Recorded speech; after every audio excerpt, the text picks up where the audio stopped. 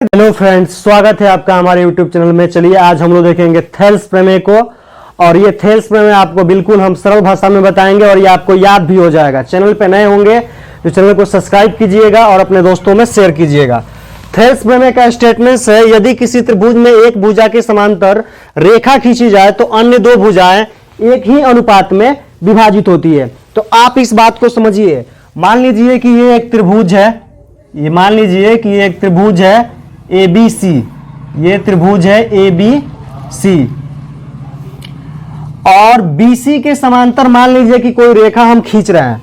ये BC के समांतर यहां पे हमने एक रेखा खींचा जिसका नाम रख लिया D और E।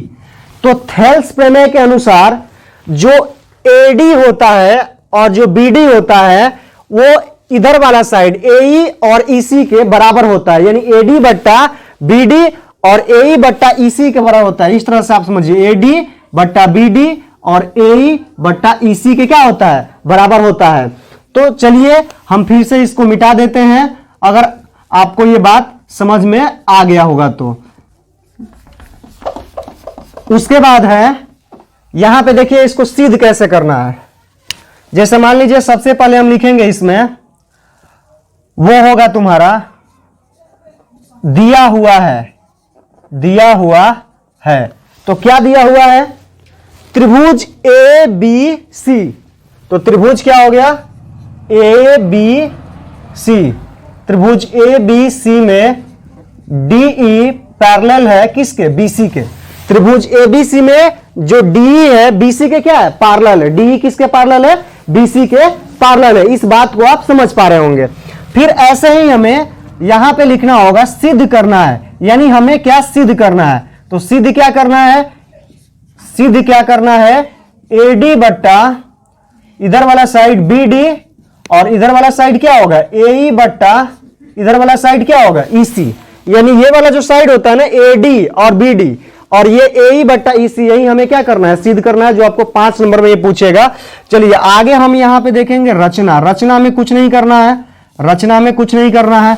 देखिए हमने यहां से B को E से मिलाएंगे, B से E को मिलाएंगे, ठीक है, और C को किससे मिलाएंगे, D से मिलाएंगे। तो यही बात यहां पे हम लिख देंगे कि B से किसको मिलाएंगे, E से, और C को किससे मिलाए, D से। जो रचना का मतलब क्या होता है कि जो यहां पे काम हम कर रहे हैं वही काम को यहां पे लिखा जाता है। तो यहां से लिख देंगे कि B को E से मिलाया, B को E से, तथा C को D से मिलाया।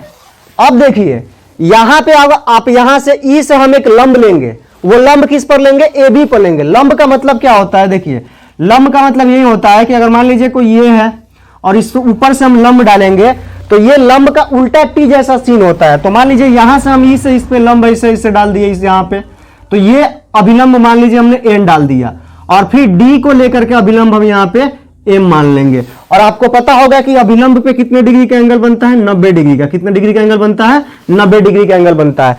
तो जो बात हमने यहां पे लिखा है कि B को E से मिलाया और C को D से मिलाया, तो फिर इसमें आगे हम क्या लिखेंगे कि E से N अभिलंब खींचा, यानी ये हो जाएगा आपका EN। अभिलंब किस पे है, AB पे। ये बड़ा वाला लाइन आपको दिखाई दे रहा होगा A से B तक, इस पर E और N क्या है, अभिलंब है। EN अभिलंब AB। इसी प्रकार यहां से आप क्या लिख सकते हैं, इस रचना के बाद आपको लिखना है प्रमाण। यही इसका मेन काम होता है, प्रमाण ही इसका क्या होता है, मेन काम होता है। देखिए सबसे पहले आप यहां से एक एंगल लीजिए, त्रिभुज ADE। तो यहां से त्रिभुज ADE का क्षेत्रफल आप छोटे क्लासों में पढ़े होंगे। त्रिभुज का क्षेत्रफल 1/2 आधार गुणे शीर्षलंब, 1/2 आधार गुणे शीर्षलंब। तो यहां से हमने क्या करेंगे, त्रिभुज ADE का क्षेत्रफल बराबर क्या हो जाएगा, 1/2। तो देखिए ADE, तो यहां पे आधार इसका क्या होगा, AD होगा, और लंब क्या होगा, EN होगा। तो 1/2 AD और गुणे EN, आधार गुणे शीर्षलंब। फिर इसी पार्ट में देखिए ADE, यहां से हमको फिर लेना है EDB, यानी त्रिभुज EDB का क्षेत्रफल, त्रिभुज EDB का क्षेत्रफल 1/2। अब देखिए यहां पे जो हम बेस लेंगे वो हमारा बेस क्या हो जाएगा, BD हो जाएगा। यहां पे बेस क्या हो जाएगा, BD हो जाएगा। और अभिलंब जो होता है, किसी भी अगर हम एक पैरेलल लाइन लेते हैं, किसी भी अगर आधार हम जिसको मानेंगे वहां पे जो लाइन लेते हैं उसके लिए एक ही अभिलंब होता है, तो यहां पे भी अभिलंब क्या होगा, EN ही होगा, EN ही अभिलंब होगा। इस तरह से यहां से आप EN से EN काट दीजिएगा, 1/2 से 1/2 कट जाएगा। यहां पे क्या बचेगा, AD/BD, AD/BD जो इक्वेशन क्या हो जाएगा, फर्स्ट हो जाएगा। आप इस बात को समझ पाए होंगे। फिर नेक्स्ट हमें क्या करना है, जिस तरह से हमने ADE लिया है, EDB लिया, उसी तरह से उस साइड में लेना है ADE और फिर EBC। तो यहां पे लिख देंगे पुनः त्रिभुज क्या लेंगे, ADE का क्षेत्रफल, ADE का क्षेत्रफल, ये क्या हो जाएगा 1/2। और यहां पे हमने AC पे आधार लेना है, तो अभिलंब क्या है, अभिलंब हमारा DM है। तो यहां से क्या हो जाएगा कि 1/2, आधार क्या लेंगे, AE होगा। आधार क्या होगा इसका, AE होगा, ये वाला साइड A और E, और लंब क्या है, D और M है। लंब क्या है, D और M है। फिर नीचे हम लेंगे कौन सा, हम क्या लिए थे, ADE लिए थे, फिर यहीं चालू करेंगे EBC लेंगे।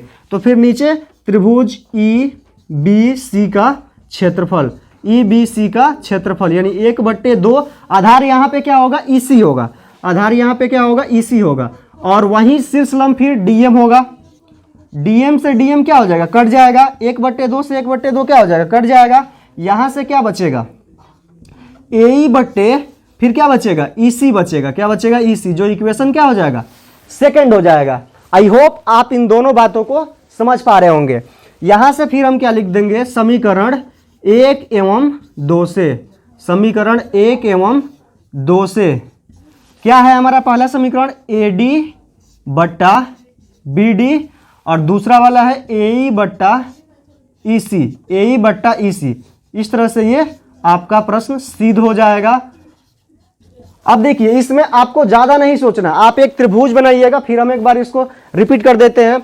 यहां से आप ABC लीजिएगा और BC के पैरेलल एक लाइन खींचिएगा। वो लाइन क्या होगी, D और E होगी। फिर यहां से हम यहां से D को बेस मानेंगे, यहां से एक M लंब डाल देंगे AC पे और E से लंब डाल देंगे AB पर, N लंब डाल देंगे। एक बार लेना है ADE को और एक बार EBC को। फिर इस साइड से ADE लेना है और EBC लेना है। इस तरह से आपको पता ही है 1/2 आधार गुणे शीर्ष लंब होता है, उस पर ये पूरा फार्मूला रख देना है और यहां से आपको निकल के आ जाएगा। समीकरण 1 से ये आएगा, समीकरण 2 से ये आएगा और यही हमें सिद्ध करना था, AD/BD और AE/EC।